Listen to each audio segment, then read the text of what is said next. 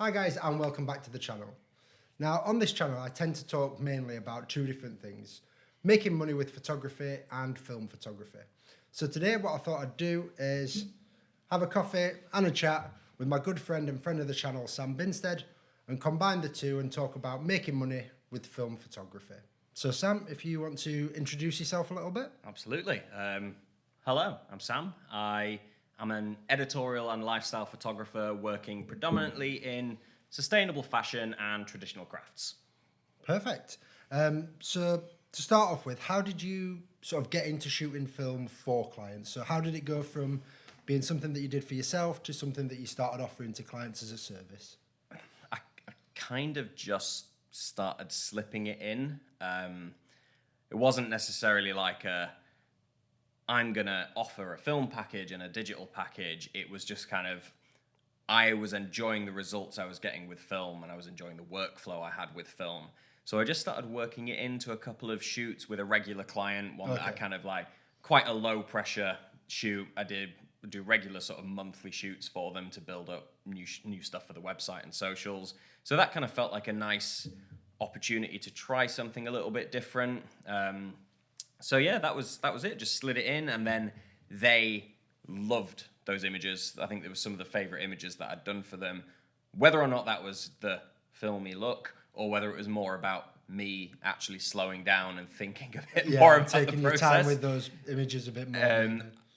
It just kind of made me realize that, like, and I love the images too. Like, I was so happy with them, and I kind of thought, oh, this is good. This is how I enjoy working. And then just sort of gradually slipped over to film as nice. Commercially. Oh, perfect. And so, with obviously talking about clients, have you found that there is a correlation between the clients that you have or have had and clients that are wanting sort of something, I hate the phrase, but something along the lines of kind of that film kind of look, that kind of nostalgic look as part of their marketing? Definitely. There are some people that want the film look because, well, frankly, because it's quite popular at the moment. I think, with the place that filters are on all sorts of phone apps now, that film look is a tap away. Yeah. And I know people are going to be going, it doesn't look anything like film, but the quintessential elements of film, some light leaks, scratches, grain, like you can add all that and get the vibe that a client might want, even though it might look a bit tacky. But I actually don't find my film style too heavy that way. I like a really clean, bright film look, so I tend to shoot medium format, 6x7 for most of my commercial work, a little bit of 35 if I know that the grain isn't going to be a problem for the sort of the client's look. Of course. But mostly I find that working in craft and makers, like, these are often small teams or one person with a real process and a real love for craft, that actually that's where the interest in film is for them, is like that is also a craft, that is also a process. It's more about the process than necessarily the results. 100%. And they identify with that, they enjoy that. Some of them might even actually shoot a bit of film themselves as a hobby. I know more clients than I'd think also just shoot film for themselves. So that does play into it a bit. But I think it's mostly, for me, with clients and film, it is the workflow. That is the part that works for me. I know you take a lot of portraits, and you'll know that it's kind of that, like, actually setting up the lights and pressing a shutter on a portrait is the easiest part of it. Getting that person to be relaxed and comfortable and to get them to sort of tell the story that you want to tell or that they want to tell can be the hardest part. Yeah, absolutely. That's what differentiates you from another photographer. The story that you get won't necessarily be the one that they get. 100%. And I think for me, shooting, like walking around with a massive 6x7 camera, it kind of makes them more involved in the process. It's a lot more engaging than just being like stuck behind a lens, staring straight down at them. And actually, like, the time it takes where you are behind the camera and focusing, looking up and looking down, that's connection with a client. And that is, it's relaxing for them. It's a little bit more of a calm process, and I Rather find than firing off burst mode, Yeah. 30 frames a second. and I kind of find that as individual makers, my small clients aren't like, they know that they need to show their faces. They understand how important that is to their marketing, but they're often not comfortable being on camera. Yeah. So that element of the process really helps, and I think that plays into my clients as well. Nice. And then speaking again of clients, have you found that you've had to change or adapt your price structure for incorporating film costs into your pricing, or is it something that you've kind of just shifted your pricing structure entirely and kind of you absolved that cost within it? So it did end up being just sort of, this is my price, this is my day rate, Yeah. and I'll build the film costs into that, or depending on the project, I'll quote differently. But I did try the sort of sending out quotes, like varied quotes and pitch decks with film option, digital option, and Everyone just went cheapest. yeah, of course. Like, I'll say it right now. No one cares that you shoot on film. Clients do not care. It's not something that I think you can command a premium for, if that's maybe what you had in your head. I think it's something with a very select few people you could maybe tag on an extra little thing. But for me, I just built the cost into my quotes. Yeah. I don't really say to people like, here's how much it's going to cost in all the film and all the processing. Yeah, it doesn't need to be itemized. Yeah, unless they change the scope of the project and they say like, oh, actually, instead, could we get twice as many photos? Then I'm saying, well, there's going to be an increased cost in that, not only for the film, but also the licensing rights and everything. So you have to build that in. But essentially, the cost of the film is built into the shoots. And I also find actually that if that worries you about an extra cost, the main thing I've found is actually like how much more time I have. Yeah. Like, I'm not shooting thousands of images, culling through them for hours and hours, and then spending loads of time editing them to look how I want. No. It's very much a kind of drop it off at the lab. I used to post them out, but I've started just jumping on a train to Leeds and going to take it easy, because I just prefer that process of going in with the film. Yeah. And when it's a few rolls, it's worth it. But that increased cost of developing, processing, and the film itself comes back to me in time. Yeah. So I'm not spending hours and hours culling and editing through a shoot. Actually, I did a shoot last week, which is probably my best hit rate ever. All right. So shot a roll of 35 and 2 rolls of 120. Okay. 57 photos. I ended up sending 52 to the client, which... That's an incredible hit rate. In case so basically what that means there is, of the 57 images that he got, 52 he was happy enough to send to the client. That is an absurd hit rate. I wish it was like that every time. It's Yeah. not like that every time. Like, usually I'm kind of happy if half the photos I take are select. Yeah. Like 1 in 2, 2 in 3 maybe. Yeah, it is but like that was particularly just like, I was like, yeah, these are great. It ended up sending them a few more than we'd actually discussed and planned for, but that only puts you in a good stead with them. Of course, that's never a bad thing. It's always a nice thing to do if you can, but then you've got that lower limit, so you're not feeling like you're under delivering. But that, for me, like that shoot, if I'd have shot that digitally, I'd have taken well over 1,000 photos, all of the same thing. Yeah. And then I'd have to cull through them, spend ages thinking, is that the right one? Is that the right one? Whereas when you've taken the 1 or 2 on film, the image is what it is. Yeah. There's no, like, you can't be like, oh, I really, really wish that was different. You kind of resigned a bit more to the reality of what you've captured, which is only, like, is a positive thing for me. You know, I still heal things out of film photos. I still clean them up. I do spend a good amount of time setting the levels and editing them to look how I want them to look, because I'm not somebody who just gets scans back from the lab and then sends them straight out, because they're not finished. It's not a finished photo. No. So, you know, I still spend good time editing them, but nowhere near as much time as I'm spending with digital files. I'm just waiting for people in the comments to say you can't edit film photos. What do you think a lab does? That is a whole other video. What do you think a lab does? You have to edit your film photos. You wouldn't walk into a dark room, put a negative in an enlarger, slap go, and then walk out and think that's a finished result. It's not. So for me, that time comes back to me, and that is more time to spend pursuing new clients, working on briefs and other projects, practicing, developing my own skills, and also just chilling at home.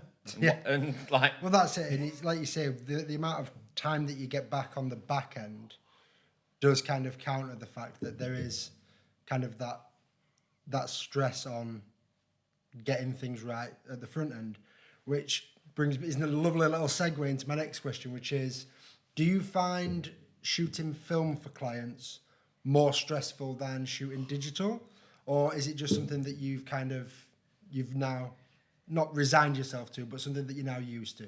I think the stressful part is when I'm shooting both. Like, I do tend to shoot digital and film, so I've always got a backup in case something goes wrong. But it is kind of, I'm leaning away from that now, and it's like I'll always have a digital camera in the bag as a backup, because carrying a backup camera is just, why would you not? Of course.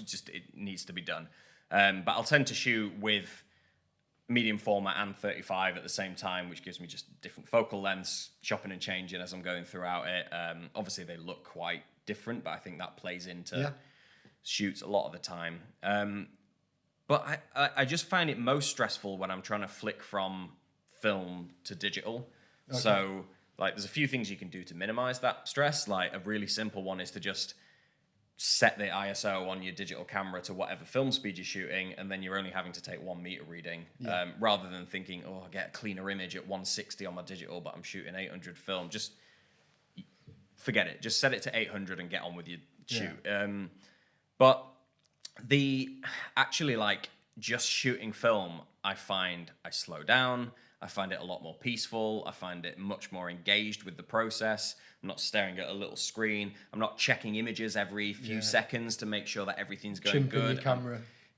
Just like, I'm not reviewing it throughout the shoot. And some people might be thinking like, holy crap, you're not reviewing it through the shoot. How do you get on? And it's just like, you just have to trust yourself. You have to know that you can use the equipment you've got. You have to really sort of get to grips with it and stuff. But I actually find it less stressful shooting film than shooting both film and digital. That's quite surprising, actually. But I suppose, like you say, it's a case of trust the process. Yeah, and like if it's a really, really high pressure job, and you cannot go wrong. You cannot risk the lab messing up. You cannot risk losing a roll of film. Then don't do it. But also, digital cameras go wrong. SD cards corrupt. If your SD card corrupts halfway through a wedding, that's thousands of photos gone. If your roll of film gets stuck, then that's 30 photos gone. 10 if it's medium format. And I kind of think, like, I like to think of it that way. It's like, things will go wrong, and you have to be prepared for that. You have to get enough coverage. You have to make sure that you're doing things right, and you have to know your equipment and test it regularly and check through it. Yeah, absolutely. Same thing that applies, like you say, to both film and digital. So then, if the worst happens, have you sort of had anything that's gone wrong on a shoot? Sorry, and if so, what were you able to do, if anything, to cover for that? So, on the first shoot I mentioned earlier, it was like a footwear shoot at a train station, and it was the first one where I thought, I'm going to shoot this on film as well as digital. I shot digital backups, which was the savior here. But basically, I only took 1 roll of film with me. Okay. Big mistake. I was like, I'm only going to shoot 1 roll. It'll be fine. So I took 1 roll of film for the RB. Got my model to film me loading it up, because I thought, this would be cool, make a little reel or a TikTok or something. Yeah. Social media is always on the back of your mind during shoots, behind the scenes. I was like, film me loading it up. So there I am, getting all cocky, trying to make sure my hands look nice, loading it up. Get it all loaded, put the film back on the RB, wind it onto the first frame, and then I let go and realized that I hadn't actually closed the film back. And this is before the shoot, so it's not like I've ruined photos I've already taken, but what I have done is lost 3, maybe 4 frames off of that roll of film. The pain. And 10 shots out of a roll of 6x7, that's like 40% gone. So I was kind of was really upset about that. But I just wound it on, reset the counter, wound it back on until it was at the first frame, and I ended up getting 6 shots off that roll, which is a very expensive roll of film to only get 6 photos. It is, but like you say, at least it wasn't that you'd already taken 6 photos and then... Yeah. So the lesson learned from that is always take more film than you think you need, because you might have a loading error, and it's really nice to actually just go, you know what, sack that off, shove it in a dark bag, and I'll deal with it later, and then just put another roll in, rather than trying to fix something on the fly. And then, learned that one. Just trying to think if anything else has gone drastically wrong. Anything like with any of your cameras rather than the film? There was one... it wasn't a job. It was just shooting with friends, but I got a new lens, and I thought, hey, let's go, let's shoot some stuff. Shot a whole roll with a new lens, and it came back, and everything was out of focus. And it was just like, I'm like, oh, what's going on here? And it turns out that the little mirror had dislodged in my Minolta. So the focusing, what I was seeing through the focusing screen was not what the lens or what the film plane was seeing. So every photo was just wildly out of focus. Another one was another new lens for the Leica, the 90mm. And I'm so used to shooting on 50mm at sort of 1/60, 1.25 that I just whacked the 90mm on and just went out and took a load of photos. Everything was smothered in motion blur because my little excited brain forgot that the longer the focal length. So, but you know, like, do make those mistakes not on jobs. Like, test new equipment with your friends and just random shoots. Never take a new piece of never take a new piece of untested equipment on a shoot. Absolutely not. That's the same film or digital. Just a general tip. Paid shoots are not the time to try new things. No. Like, ever. Use a film stock that you know. Use a lab that you trust. Just never change anything on a paid job. Like, absolutely. And just a quick note from me on that with regards to labs. Like you say, use a lab that you trust. There will undoubtedly be labs that will do develop and scan cheaper. There's normally a reason for that. Find a lab that you know, that you trust. Use them for multiple rolls of different formats beforehand. And then when you know, and also building a relationship with the lab is really good as well. But do that, because at the end of the day, you're entirely relying on them when it comes to film. So thank you for that as well. And then finally, what probably the most important thing for the people watching this video, what would your advice be to people that are looking to offer film services to clients? Maybe they shoot it just for themselves now. Maybe they've been thinking about it for a while and they're wanting to know sort of how to look at offering film services to clients. What would your advice be? I think my main advice with that would be know your clients. Like, understand whether or not shooting film is going to bring any value to them whatsoever before you start trying to push it on them. The last thing you want to do is alienate an existing client by telling them that you're going to change the way you work. So what I would probably do is just shoot a few rolls for your own benefit on existing jobs alongside your normal way of working. See if you're happy with the results, see if the client's happy with the results, and say like, oh, by the way, I also shot a roll of film. I thought it would work really well with this shoot. What do you think? Get some feedback that way. As you mentioned just now, find a lab you trust and stick with them. If you want to try other labs, do it on your own time, not on your client's time. Use equipment that you know works, and keep using your equipment in between shoots for your own personal stuff. It can be quite easy, especially with the big 6x7s, to just leave them on a shelf or in a camera bag and just get them out when they're needed. But actually, keep doing test shoots, keep practicing things, and then you can identify problems before they arise on a shoot. And other than that, just really question whether it's worth doing. Like, is it going to bring any value to you? For me, I've found the workflow and the results that come with shooting film are helping me to get more clients. It is, in my specific niche, it works. It might not work in your niche. Like, if you're shooting classic cars at car shows, amazing. That's probably a really good fit.